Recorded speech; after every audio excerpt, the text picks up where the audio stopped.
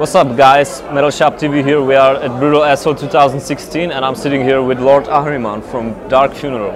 So how is it going so far? Pretty good. Are you looking forward to the show? Yeah.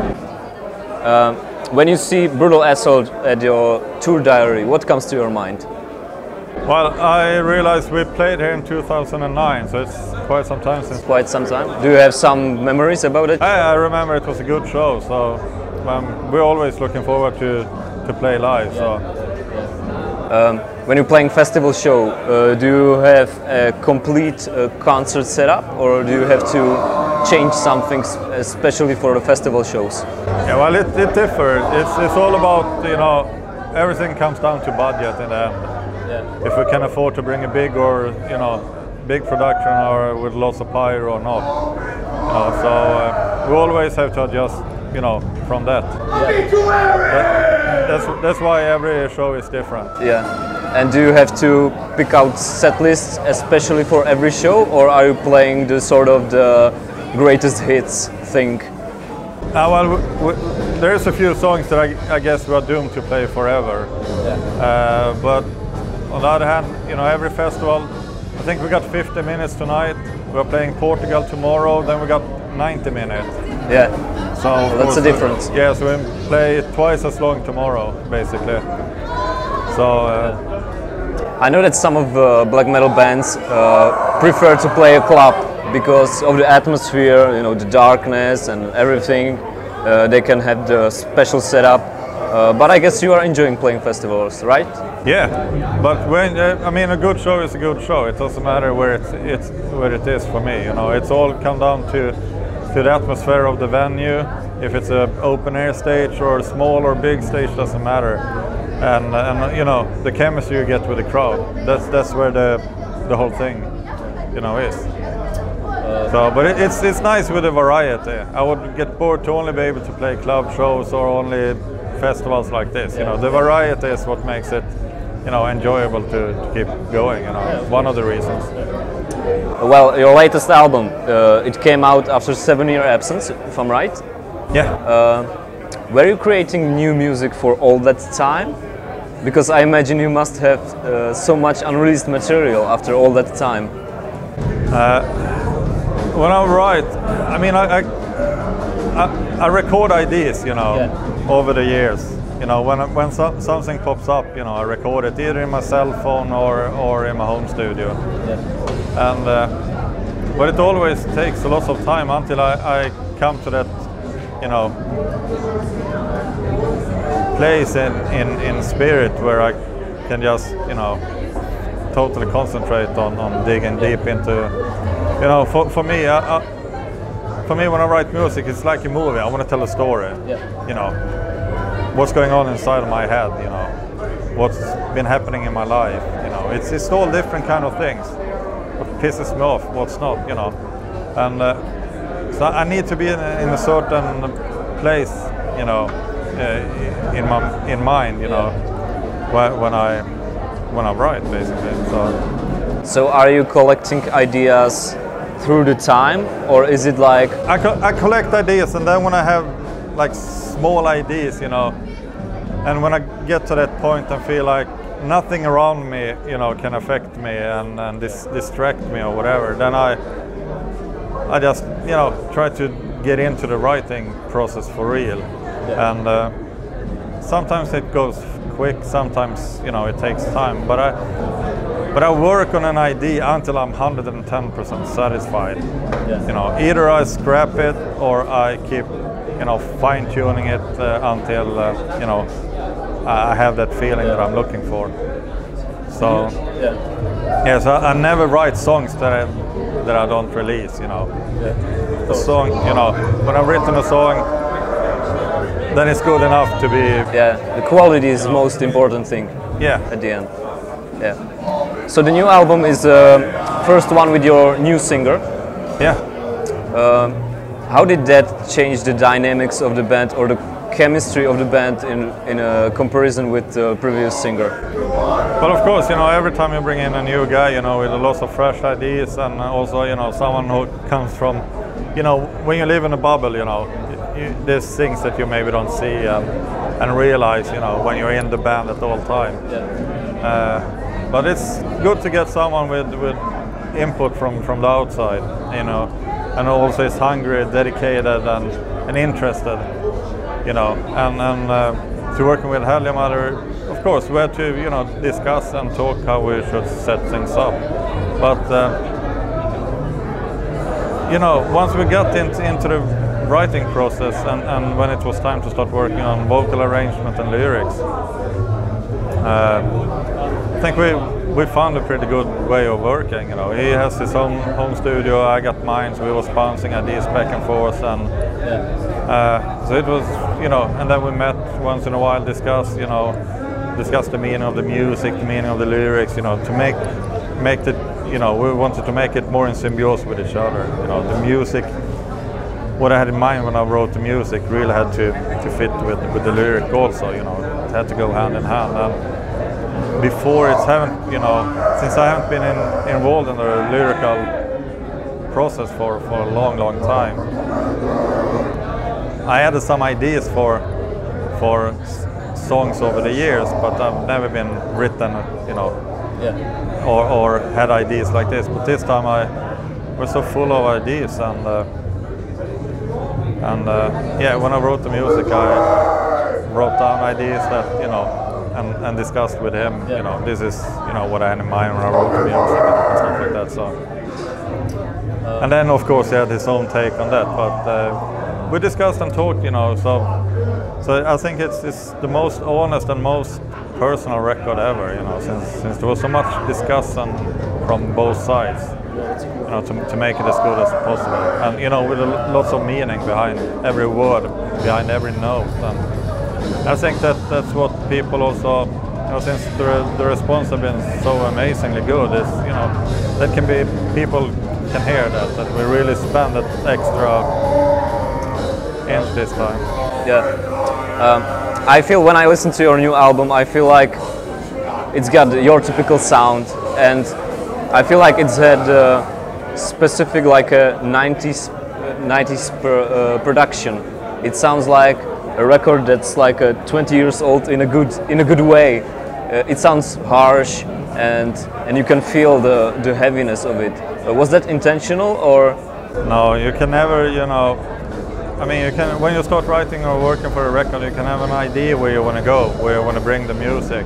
But you can never predict and make a decision, this is the way you want to have it in the end, because that's not how it works, at least not for me. But it's all a coincidence. I mean, there's so many things that just fell in the right place for this record in the end.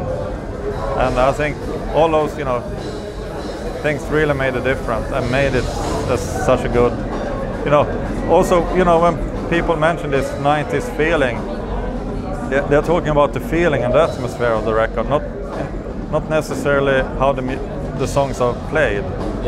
Because if you would really understand what I'm doing on the guitars and what we're doing on drums on this record, and check what we're doing playing wise on Secrets on Mini CD, it's a big difference. So it's a big development in the playing style, but yeah, I'm glad that people feel that the atmosphere, you know, is, you know, alive from the early days. That's a good feedback, I think.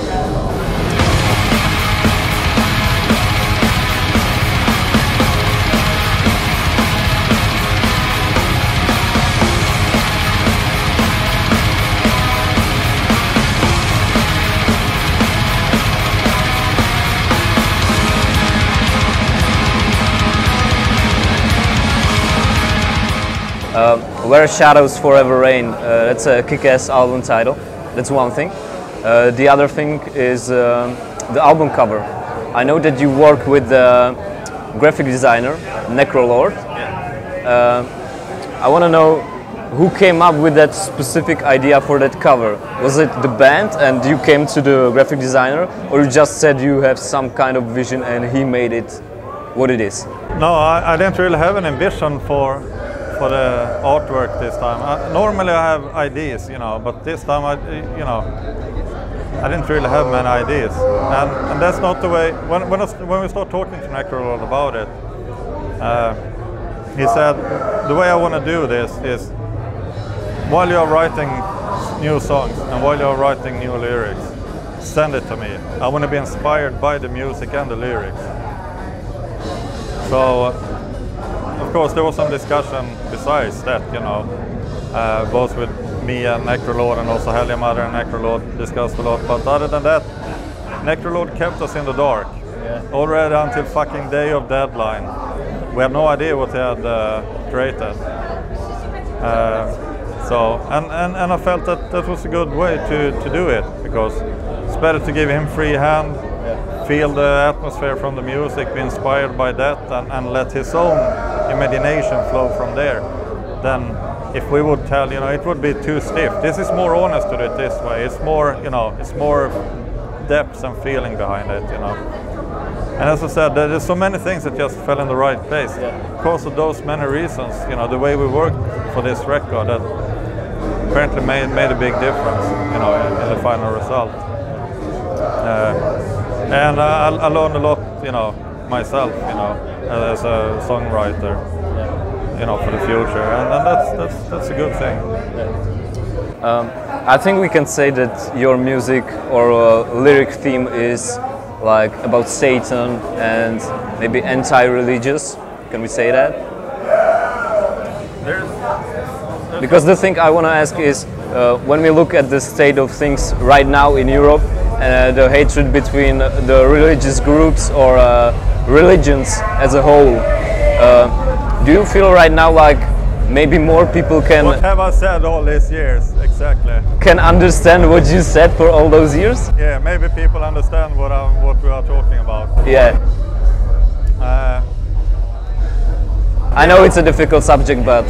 Yeah, but of course, I've always been against, because religion is about controlling the masses, and I'm totally against, you know, someone trying to control anybody, you know. I'm for, you know, I've always been about freedom of speech, freedom of, you know, do what thou wilt and stuff like that, you know. And religion is totally, you know, about, you know, taking control of the people, and especially people with low self-esteem, sick people, you know, people already in big need of help. And these fuckers take advantage of that and fucking make them as blind sheep. And it's really bad. And then of course, you know, well, there's so many things that's just wrong with religion. I've always been against that. But I think, you know, especially on the last 2 records or 3 records, we added more of personal nature and personal depth to the lyrical content also. So it's not only about, you know, anti-Christians, but of course that's a big part of what our funeral is about, you know, being an alarm clock to people. Yeah, I mean, over the years when I write the music, it just everything means more to me, and I've never been, you know, this kind of guy who express myself in lyrics. I'm more like, I talk through my music, and I guess it just got more and more personal and more depth from myself, you know, over the years when I write music. And for the last record, there's more personal sides also in the lyrics. And the way Ahriman write the lyrics is also in different layers. Every lyrics is in different layers. You can just go dig, you know, dive straight into the lyrics, and you can discover so many different things. And there's also one strong side of the new record.